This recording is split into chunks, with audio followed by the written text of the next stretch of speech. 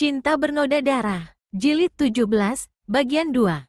Biarpun ia telah berhasil merobohkan Ganlopek, Hek Giamlo harus menebusnya dengan mahal. Ia menderita luka dalam yang hebat, kini ia harus mengerahkan tenaga sinkang dari dalam tubuhnya yang membutuhkan pengerahan sekuatnya, maka luka di dalam dadanya menjadi menghebat. Hal itu membuat ia merasa darah naik ke dalam kerongkongannya dan tak tertahankan lagi ia muntah darah. Pada saat itu Lin Lin datang menerjangnya. Karena Hek Giamlo sudah bertangan kosong, cepat ia menggerakkan lengan kiri. Belasan batang huitu atau pisau terbang menyambar ke depan, sebagian besar ke arah Lin Lin dan beberapa buah ke arah Bok Liong, namun semua dapat dipukul runtuh oleh kedua orang muda itu. Sinar kuning bergulung-gulung menyambarnya. Hek Giamlo yang sudah lemah dan berkunang-kunang matanya itu mengangkat lengan kanan menangkis.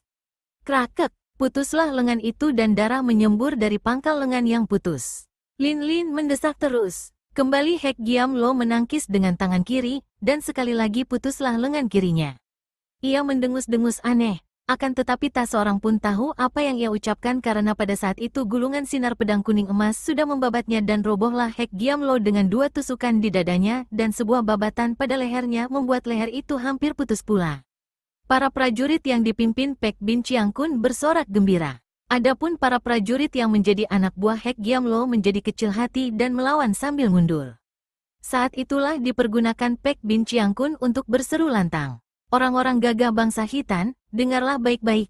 Yang mampus itu, Hek Giamlo si iblis kejam adalah pengkhianat yang puluhan tahun kita benci, kita cari-cari, dan kita sangka sudah binasa. Dia adalah Baisan. Bersama Kubakan, dia membunuh Sri Baginda Tua Kulukan dan merampas kedudukan sebagai raja. Kalau kalian membelanya berarti kalian membela pengkhianat bangsa. Sudah semestinya kita membantu Putri Mahkota Yalina untuk menumbangkan kekuasaan jahat membangun kerajaan Khitan yang kuat dan besar seperti dahulu. Ucapan yang nyaring ini ternyata besar sekali pengaruhnya. Banyak di antara para pasukan itu yang segera membuang senjata dan menggabungkan diri. Memang ada yang masih setia kepada Raja Kubakan, namun kekuatan mereka tidak ada artinya lagi dan pertempuran dilanjutkan dalam keadaan berat sebelah. Lin Lin untuk sejenak tidak mempedulikan semua itu. Bersama Bok Liong ia berlutut di dekat tubuh Ganlopek yang sudah payah. Muka kakek ini perlahan-lahan sudah berubah kehitaman, akan tetapi kakek sakti ini masih dapat tersenyum-senyum. Bok Liong, pendekar muda yang gagah itu, kali ini tak dapat menahan diri menangisi gurunya karena ia maklum bahwa tak mungkin suhunya tertolong lagi. Dengan lengan kiri menyangga leher suhunya, ia hanya dapat berbisik-bisik menyebut nama suhunya dengan putus harapan. Mengapa kau menangis, muridku? Apa kau kira kelak kau sendiri takkan mati juga? Kalau kau menangisi orang mati, berarti kau menangisi dirimu sendiri. Lin Lin, bocah nakal. Kau benar-benar tidak percuma hidup, sudah banyak menimbulkan geger. Sebelum aku mati, kau bilanglah dulu secara jujur, apakah kau suka dan sayang kepada muridku Bok Liong ini? Lin Lin juga berlinang air mata. Mendengar pertanyaan ini, tanpa ragu-ragu ia menjawab, tentu saja aku sayang dan suka kepada Liong Toako. Hahaha, nah, apa kataku, Bok Liong? Dia suka padamu. Ganlopek terbatuk-batuk karena ketika tertawa tadi dadanya terasa sesak sekali, kemudian ia menggigit bibir menahan rasa nyeri yang secara mendadak terasa di seluruh tubuhnya. Tadi ia dapat menahan rasa nyeri karena ia mengerahkan sinkangnya, akan tetapi setelah bicara, ia lupa akan ini dan serentak pengaruh racun membuat ia kesakitan. Tapi, Bok Liong kebingungan, sebagian karena kata-kata itu, sebagian pula karena melihat keadaan suhunya. Ganlopek menghela napas. Kau masih penasaran? Lin, jawab lagi. Apakah kau suka menjadi istri muridku ini? Ganlopek tak dapat bicara dengan baik lagi, sudah tersendat-sendat dan sukar. Bukan main kagetnya hati Lin Lin mendengar pertanyaan ini. Tak disangkanya sama sekali bahwa kakek ini akan bertanya tentang perjodohan. Tentu Bok Liong sudah bercerita kepada gurunya tentang penolakannya. Sebetulnya ia merasa tidak tega terhadap Ganlopek yang sudah mendekati kematiannya ini, tidak tega mengecewakan hatinya. Akan tetapi, tidak mungkin ia dapat berbohong dalam menjawab tentang perjodohan, apalagi Bok Liong sendiri berada di situ. Pemuda itu menundukkan mukanya yang pucat seperti orang terdakwa menanti dijatuhkannya keputusan hukuman. Ia harus berterus terang sehingga urusan yang tidak menyenangkan ini segera selesai. Tidak, Empegan, aku tidak suka menjadi istrinya karena kuanggap Leong Towako seperti kakakku sendiri. Bok Leong tidak heran mendengar ini, akan tetapi sepasang mata Gan Lopek yang tadinya sudah meram itu mendadak terbuka lagi dan memandang dengan melotot lebar. Apa? Kau tidak mau? Kau nakal? Sebelum aku mati, hayo bilang laki-laki mana yang kau harapkan menjadi suamimu. Sambil menundukkan mukanya Lin Lin menjawab, perlahan akan tetapi cukup jelas untuk Gan Lopek, bahkan merupakan halilintar menyambar ke dalam telinga Bok Leong, suling emas. Suhu. Bok Leong tiba-tiba memeluk gurunya yang sudah putus napasnya dengan mata masih terbelalak lebar. Lin Lin menahan isaknya, hatinya terharu dan penuh iba. Akan tetapi apakah yang dapat ia lakukan? Leong Towako, dia sudah meninggal, biar kusuruh atur pemakamannya, katanya perlahan. Akan tetapi Bok Leong menggeleng-geleng kepala, membungkuk dan memondong jenazah gurunya, bangkit berdiri, memandang sejenak kepada Lin Lin dengan air mata bercucuran, kemudian ia membalikkan tubuh dan melangkah pergi. Gadis itu pun memandang dengan air mata berlinang, akan tetapi ia menguatkan hati dan tidak menahan karena maklum bahwa inilah yang terbaik. Ia merasa kasihan sekali kepada Bok Leong dan berjanji dalam hatinya bahwa selamanya ia akan menganggap Bok Leong sebagai kakaknya sendiri. Ia hanya mengharapkan mudah-mudahan kelak akan tiba saat dan kesempatan baginya untuk membalas budi kebaikan Bok Leong terhadap dirinya.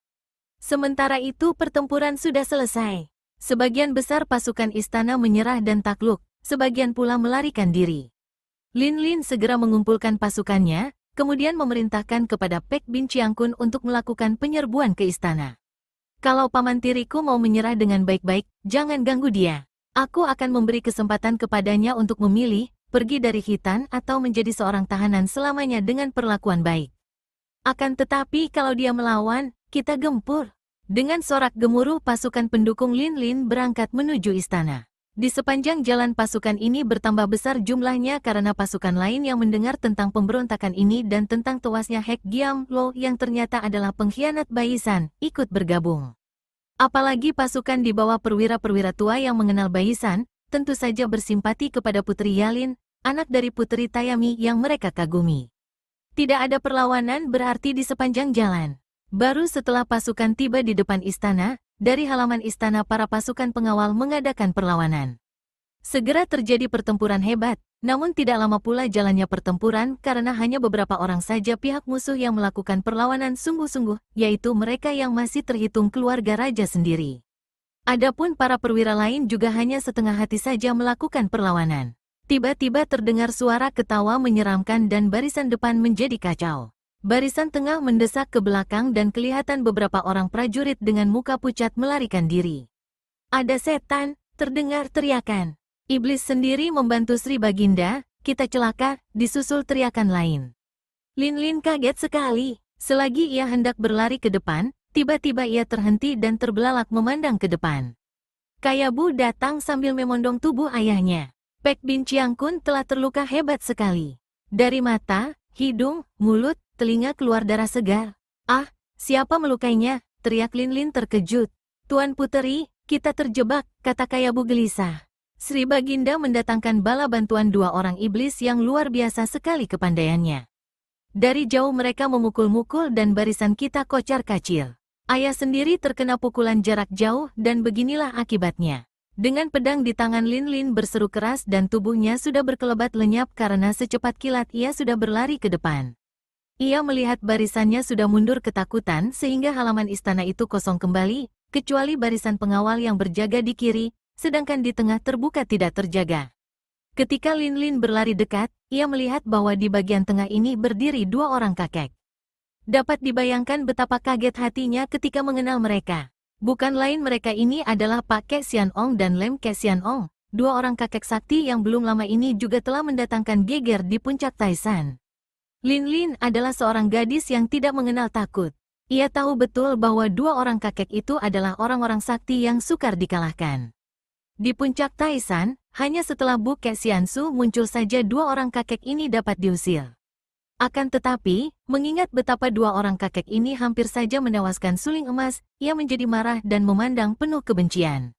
Kalian iblis tua bangka, bentaknya sambil menudingkan pedang. Mau apa kalian muncul di Khitan? Apakah kau sudah menjadi kaki tangan paman tiriku si pengkhianat?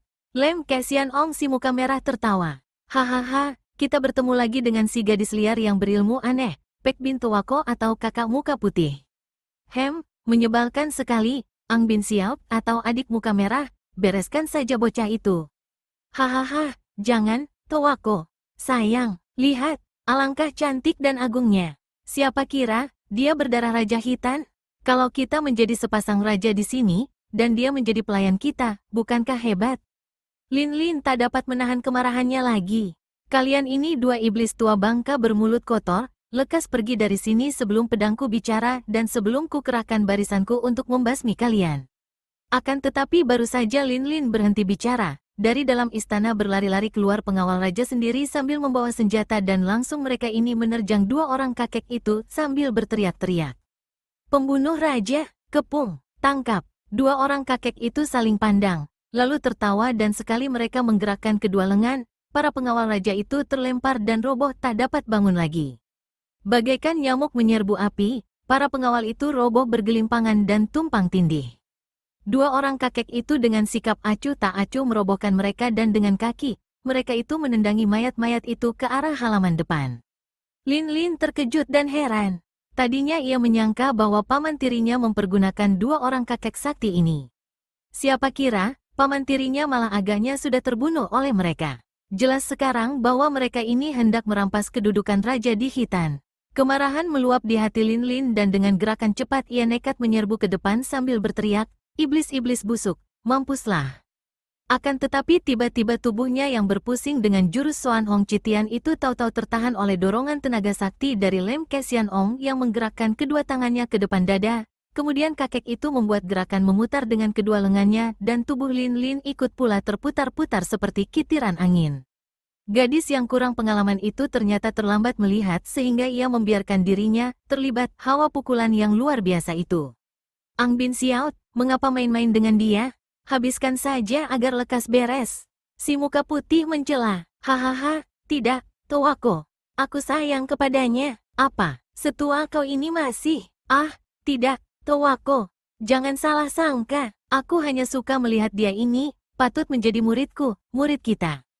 Begitu garang, begitu galak dan tabah. Kau takkan menurunkan kepandaian kepada orang lain.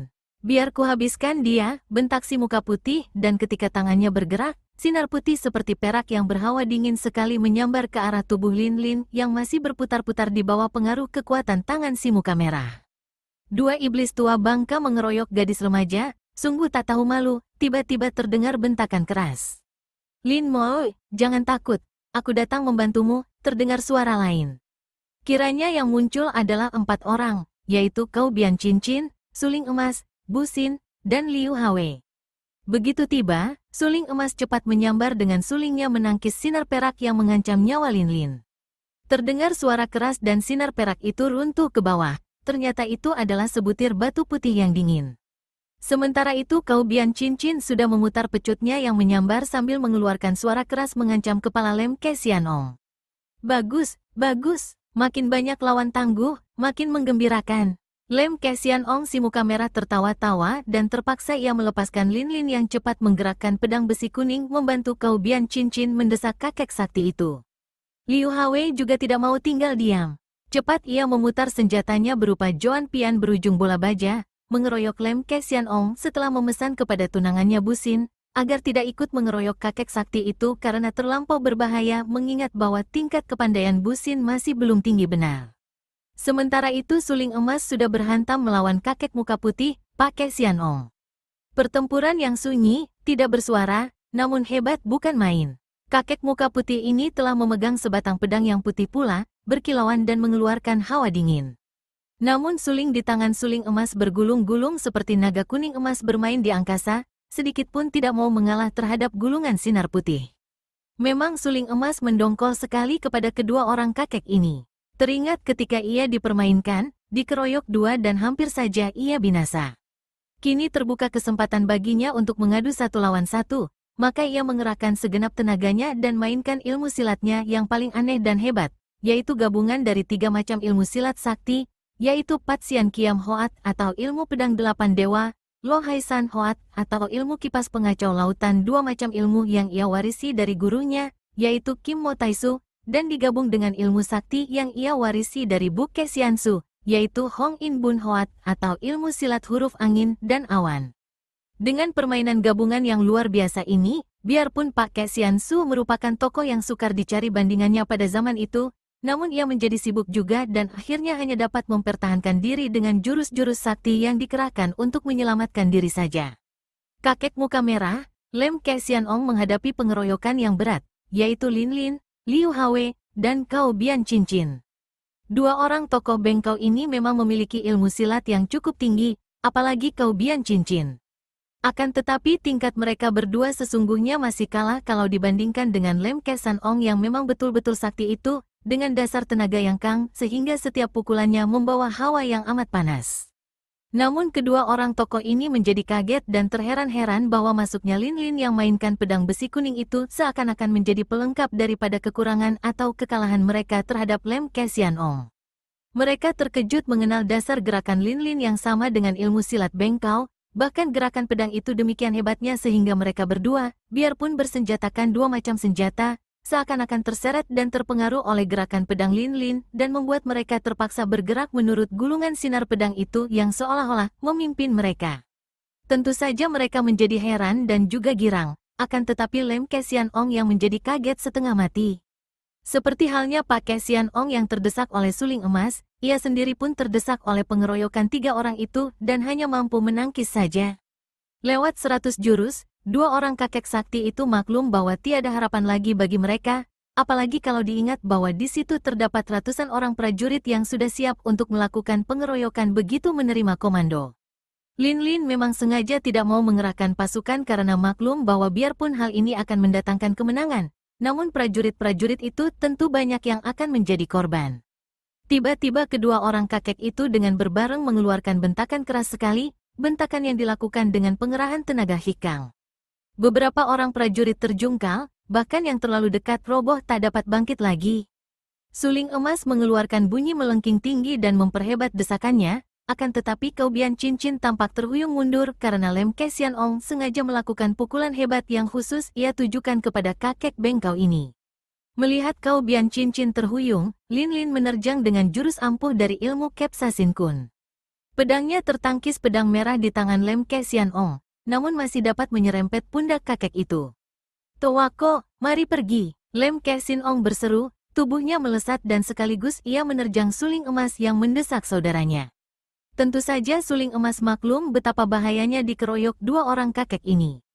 Baru seorang Pak Ke Xianong saja ia hanya mampu mendesak belum mampu mengalahkan, apalagi kalau Lem Ke Xianong datang mengeroyok. Terpaksa ia melompat mundur sambil memutar sulingnya. Kesempatan baik ini dipergunakan oleh kedua orang kakek sakti untuk berkelebat pergi dari tempat itu. Dalam kemarahannya, Lin Lin yang tidak kenal takut itu meloncat pula melakukan pengejaran. Akan tetapi tiba-tiba ia berhenti, tangannya ada yang memegang. Ketika ia cepat menoleh, kiranya yang memegang pergelangan tangganya adalah suling emas. "Lin Mo, jangan mengejar mereka, berbahaya sekali.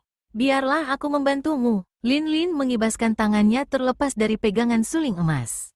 Matanya terbelalak penuh kemarahan karena munculnya pendekar ini mengingatkan ia akan segala pengalamannya yang pahit dan mematahkan hatinya, terutama sekali ketika suling emas membela Sumaceng. Tak tertahankan lagi tangan kirinya bergerak menamparkan pipi kanan suling emas yang tidak mengelak dan hanya memandang dengan mata sedih. Plakek, tangan kiri Lin Lin meninggalkan tapak tangan kemerahan pada pipi suling emas. "Lin Lin, gila engkau!" Busin membentak marah sambil lari menghampiri. "Pergi, pergi!" Lin Lin berteriak-teriak sambil melarikan diri. Air matanya mulai bercucuran membasahi pipinya. "Lin Lin, tunggu!" Busin mengejar. Sedangkan suling emas, setelah berdiri dengan muka pucat dan seperti kehilangan semangat, akhirnya ikut pula mengejar di belakang Busin. Lin Lin berlari secepatnya ke arah utara, tidak peduli betapa daerah ini makin sukar dilalui, merupakan padang rumput yang makin lama makin jarang pohonnya, hanya rumput-rumput belaka dan di sana-sini mulai tertutup pasir. Karena tempat ini terbuka, mulailah terasa angin bertiup keras dari arah depan, menyesakkan napas. Namun Lin Lin tidak merasakan ini semua dan berlari terus mendaki bagian yang menanjak. "Ah, mengapa dia datang?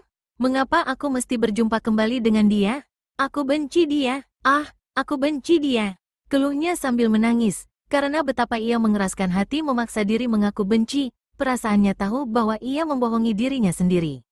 Ia mencinta suling emas, demikian mencintanya sehingga ia menjadi benci karena suling emas tidak membalas cinta kasihnya. Lin Moi, tunggu! Kembali Bu Xin berteriak keras dengan napas terengah-engah karena ia harus mengerahkan seluruh kepandaiannya untuk dapat mengejar Lin Lin yang lari seperti terbang, apalagi angin mulai mengamuk di padang rumput itu, membawa terbang butiran-butiran pasir. Lin Moi, mari kita bicara. Inilah kakak busong yang kita cari-cari. Berhentilah dulu. Mendengar ini makin deras air mata Lin Lin mengucur di sepanjang pipinya, dan makin cepat pula kedua kakinya berlari menjauhi dua orang itu. Bukan kakakku, pikirnya sedih. Bukan karena aku adiknya. Apa artinya adik angkat, lain ibu lain ayah? Aku orang lain, hanya karena dia mencintai wanita yang sudah punya suami dan anak-anak. Ah, alangkah benciku. Sementara itu, suling emas sudah memegang lengan Bu Xin dari belakang. Xin Te atau adik Xin, kau kembalilah. Biarkan aku membereskan urusan ini. Percayalah kepadaku. Karena memang merasa tidak sanggup menyusul Lin Lin dan juga merasa ragu apakah ia akan dapat mengatasi watak adik angkatnya yang kukoe atau luar biasa itu, Bu Xin berhenti dan tidak mengejar lagi. Suling emas selalu mengerahkan kepandaiannya dan bagaikan terbang ia lari mengejar, mendaki jalan tanjakan. Angin makin hebat bertiup, merontokkan daun-daun beberapa batang pohon yang sudah setengah gundul. Rumput tebal yang tinggi bergerak-gerak menyabet kaki seperti lecutan cambuk. Akhirnya suling emas dapat menyusul Lin Lin di puncak bukit itu, puncak yang gundul tidak ada pohonnya sama sekali sehingga angin bertiup kencang membuat mereka sukar bernapas, membuat pakaian mereka berkibar-kibar. Lin Lin, untuk terakhir kali, mari kita bicara. Kalau kemudian kau masih penasaran kau boleh bunuh aku di sini juga. Suling emas menangkap lengan Lin Lin dan tidak mau melepaskannya lagi. Gadis itu membalikkan tubuh, tangannya meraba gagang pedang, mukanya penuh air mata. Sejenak mereka bertemu pandang, kemudian dengan terisak Lin Lin merangkul pinggang dan membenamkan mukanya di dada suling emas. Pendekar ini menahan napas, berdongak sambil meramkan mata. Tak terasa lagi pendekar sakti yang berhati baja ini menitikkan 2 butir air mata. Baju di bagian dada suling emas sudah basah oleh air mata Lin Lin dan rambut gadis itu tertiup angin melambai-lambai dan menyapu-nyapu muka pendekar itu. Suling emas memeluk pundaknya dan membelai rambutnya. Lin Lin, dengarlah baik-baik. Tiada guna kita lanjutkan semua ini. Kau tahu bahwa tidak mungkin kita berjodoh. Lin Lin mengangkat mukanya yang basah. Kenapa tidak mungkin? Kita saling mencinta. Katakanlah bahwa kau tidak mencintaku. Katakanlah, kalau kau tidak mencintaiku, baru aku menerima nasib, akan tahu diri. Suling emas menggeleng-geleng kepalanya. Tentu saja mudah bagi mulutnya untuk mengatakan hal ini, akan tetapi kalau ia katakan bahwa ia tidak mencinta Lin Lin maka itu berarti bahwa ia membohongi Lin Lin dan membohongi diri sendiri. Lin Moi, kau tahu bahwa aku pun mencintamu, adikku. Aku mencintaimu walaupun cinta kasihku ini tidak ada harganya. Sudah terlampau banyak aku menimbulkan peristiwa duka oleh cintaku. Cinta kasihku bernoda darah, Lin Moi. Aku tidak mau menyeretmu ke dalam kutukan ini, karena besarnya cintaku kepadamu. Aku tahu bahwa kau tidak peduli tentang usia, dan aku tahu bahwa cintamu kepadaku murni. Namun, betapapun besar aku mencintamu, aku tetap tak dapat menerimanya, adikku. Dunia Kong-ou memusuhiku, hidupku selalu terancam bahaya, dan mereka semua sudah tahu bahwa kau adalah Kam Lin, adik angkatku. Mana mungkin kakak mengawini adik angkat sendiri? Alangkah akan hinanya nama kita, nama keluarga kita. Kau akan sengsara lahir batin kalau menjadi jodohku. Selain itu, kau pun harus ingat. Kau seorang putri mahkota, bahkan kau calon ratu hitan. Kau harus ingat akan tugas suci ini, ingat akan bangsamu. Jauh lebih mulia bagi seorang manusia untuk berbakti kepada bangsanya daripada menuruti nafsu hatinya. Biarpun angin menderu keras, namun karena suling emas mempergunakan hikang dalam suaranya, Lin Lin dapat mendengar jelas. Ia makin terharu. Semua kata-kata itu menikam ulu hatinya dan mau tak mau ia harus mengakui kebenarannya. Matanya serasa terbuka oleh kata-kata itu, mata hati yang selama ini seperti buta oleh cinta.